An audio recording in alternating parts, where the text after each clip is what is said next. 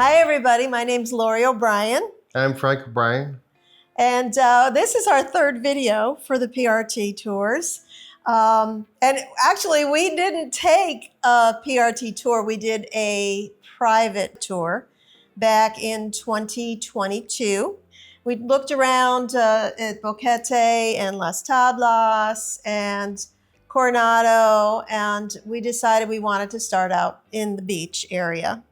We kind of fell in love with that Coronado corridor. So we rented a house. It was kind of a modernized Panamanian house in a very Panamanian neighborhood in San Carlos, in the old downtown San Carlos. So we did our first video from that house. We were there about 5 months, and I got too lonely. There wasn't a lot of community in the neighborhood, and I just needed a little bit more. So we started looking for a place, and we found Ensenada, which is not towers. It's there's 7 buildings in Ensenada, 2 neighborhoods, and we found an apartment on the ground floor overlooking the ocean, and the ocean view was spectacular, as you can see in our second video. And now we're moved again, because as does happen when you rent, sometimes the landlord decides that they want to sell. So we got word in September of last year we had to find another place. So we looked around and we found, our real estate agents found us this place. We are in Casamar, and we're in the Villa Mar neighborhood. There's like 4 neighborhoods in Casamar. It's kind of expansive, kind of like Vista Mar is, where there's all different neighborhoods and areas. Mm-hmm. So we're kind of in a left-hand corner. By the river. Right near the Rio Mar River. And we are right next door to the Rio Mar neighborhood, where there are 3 towers there. This area doesn't really have towers. They have one area that's got 2 small towers, like 7 stories high, and then another neighborhood called Altamar. And they've got like maybe 4-story buildings. Yeah. Then there's another area called Ocean Villas. And those are where the really wealthy people are. They're overlooking the ocean on top of the cliffs. Very, very pretty. Very nice. And then we are in Villa Mar, which is villas. They're kind of a quad villa where there's 4 apartments in each building. And we are in a villa. I think there's only about 8 of those in this neighborhood. So this apartment, I forget what the meters are, but in American terms, it's 2,200 square feet. It is huge compared to Ensenada, where we only had 1,100 square feet. Here we have an ocean view from the front yard, and in the backyard is very private and surrounded by palm trees. We have 3 bedrooms, a maid's quarters, 3.5 baths. We have gas, hot water, and gas dryer, which is included in our rent. Our first house was $900. The second place in Ensenada was $1,550, and then it went up to $1,600 the second year, which was still a very good price in there for a 2-bedroom overlooking the ocean. So we felt very blessed to be there. Great price. We're paying $1,700 here, which is a great deal for twice as much space. And we're actually probably going to break out even, because gas is included. So all our dryer and our hot water is included in the rent. So it's not contributing to the electric bill. I can't tell you what our electric bill is yet, because we haven't really settled in long enough here to know. But I think with the Jubilado discount, now that's a tip for everybody that's coming here. If you have Jubilado and you're renting, ask the owner if you can put the electricity in your name so that you can get the discount if they don't have the discount already. So I think we're going to be probably spending around $100 a month, which is amazing. in electricity with that discount. It includes a gardener, so the The gardener yard is work is included. already included. Yep, and he takes good care of the yard. We fenced it in at our costs for our dogs, and then we also put in a screen door out in the front door so that we can open the door and take advantage of the breezes. We are very happy here. It's very private. It's quiet, very quiet. If you go all around the whole perimeter of the complex, it runs about 3 miles. You can get a good walk in if you do 2 laps. And it has a 9-hole golf course here. It's a small little par 3 lit at night. You can play at night. I don't think there's anything more than 150 yards, so it's good for your short game if you want to just go out there and put around and whatnot. And I see guys out there all the time. We have a nice big pool area for the kids. It has all kinds of slides and water park things for the kids. There's about 3 other pools. Each of the semi-towers up there have their own pools too. So there's about 5 pools in this whole area, plus the ocean. And it has a really nice beach. We can walk over to Rio Mar if you wanted to at low tide. At low tides, you can walk down and there's all kinds of caves and stuff that is all exposed with the low tide. It's really cool. It's really, really nice. What's cool about this area, it's very dog friendly, animal friendly. And I'm meeting new people all the time with dogs. We go out about 6:30 every day, so we see the sunrise every day. And it's just a different view. The sunrise is different every day. It's just gorgeous. Yeah. I love it. We don't see the sunset because it's on the other side. Well, we also have the view of the mountains too, up in El Valle Mountains. The beach on one side, the mountains on the other. Yeah. That's pretty cool. And so we try to keep active because it's so quiet here. You really have to create your own activities. So every Monday we go to aqua bikes. Yeah. And we get a really good workout with aqua bikes. It's riding a bicycle in water and aerobics. And so we get a full body workout there every Monday. And I just started pickleball. That's the big deal here, it's pickleball. So we're doing pickleball here, so I started doing that on Tuesdays. I'm in the beginner class. They opened a new a paddle center in, where would you call that? Is it Coronado or Gorgona? Somewhere between Coronado and Gorgona. It's called Paddle Center. And it's big, and it's got 2 gyms there. They've just opened a new gym called Zion. And so I go in the beginner class every Tuesday. And he just joined darts. we're playing darts every Thursday. So that's pretty cool. Yeah. And then, we'll make sure we get together with friends at least once or twice a week. Coronado does have all the amenities. As we just said, you got the paddle center there. There's churches there that a lot of people go to. For groceries, right in the Coronado area, you've got at least 4. You've got Super 99. You've got Ray. Reba Smith, which is a little more Americanized, a little bit more expensive, but you can find a lot more of the things that you might be looking for. And then Machetazo. And Machetazo is both a grocery store and like a Walmart type of a store. I have to go to Machetazo every week and see the man that stands outside selling his bag of limes. He got limons. Because I make a lot of fresh homemade things. In Colombia, it's called guarapo. It's a drink. And so I use the fresh ginger, probiotic enzymes, and then I add a fruit flavor to it and some Panamanian sugar, which is so good for you. I got rid of all sugar in my house. I buy the Panamanian sugar. It's right from a plant.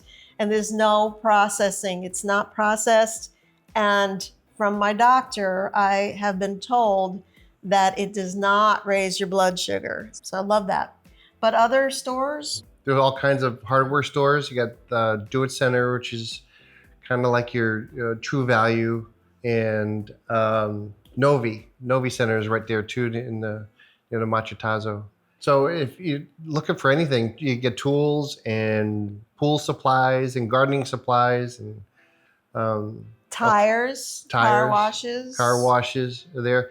The car washes are pretty cool because they're usually just guys that have set up, and you pull in there and you get a full car wash, inside out, dry, $7. You can't beat that. And one of them even opened up a little restaurant. Yeah. So while you're waiting, you can can have breakfast or lunch. It's great and food. They'd clean your car, and the breakfast was like $5. And food-wise, there's every kind of restaurant. I mean, every kind of restaurant. The fondas are just like, especially in our area here, there's fondas all over, and each one of them is a little bit different. And it's all homemade stuff. And even last night we went out and got some pizza, and the guy opened up his little fonda right in back of his home, and he built a little brick oven, mixes pizzas, and they make homemade pasta. His wife makes the homemade pasta, and so we're having pasta and pizza last night for, and a couple of beers, and it was just a wonderful time. And it's the man who owns it. He does a lot of epoxy tabletops, and he does that on the side. And on the weekends, he does his restaurant, and which he loves because he's just a people person, and he loves to serve his people. And so we had a wonderful time with that. Yeah. We go to Melry's, which is, they got crepes and omelets and homemade, what do you call it? Waffles, healthy waffles. Healthy waffles. And so the food here is very fresh, and it's all homemade stuff. So it's plus, I mean, if you're into the fast food stuff, there's McDonald's and there's Burger King and there's Cinnabon. Every one of them. And there's Papa John's and there's Kentucky Fried Chicken, if that's what you wanted to go to. So it's not like you're missing out on anything being here in Panama. It's what you really want to, if you're going to be in Panama, you would want to kind of immerse yourself into the local cuisine. So the fondas are where you want to go. The fresh stuff, and really, chickens walking around in the yard. And last night, the wife at the pizza place, she comes out with a whole bunch of fresh eggs. She goes, and she's talking to me in Spanish, telling me that her chickens just laid all these eggs. And she uses those in her homemade pastas. And making them all the food. So it's great. And it's a wonderful life down here. It's just calm, peaceful, happy. There's just no stress. So we do call it paradise here because it's so beautiful. In this area. For 10 years, Frank had this umbilical hernia, which is right in your belly button. He just turned 65 right when we left the States. So he went to the doctor in the States right when he got Medicare to see if he can get the surgery done before we moved. And the doctor said, no, we can't do surgery on you because you're too heavy. And you have to lose a lot of weight before we can do hernia surgery. And he offered him no help. So we moved down here, and shortly after we got to Ensenada, we met a doctor that was very natural doctor, and she made house calls. And so she started coming and doing massage, lymphatic massage. I have circulation problems in my legs. So she was helping with the drainage of the fluid and whatnot, and helping with my legs. And she noticed the hernia, and she looked at it and she goes, you really need to get that taken care of. So she goes, I know a doctor who can help you. Young guy, probably younger, mid 30s or so. In Panama. In Panama. And we had a consultation with him, and he looked at it. He goes, yeah, it needs to be taken care of. It's one of those hernias that could go squirrely, and then you'll be in trouble. Right now, there's no issues with it, so we have time. And what I want you to do is lose some weight, and we can help you, put you on a diet, exercise program, get you going.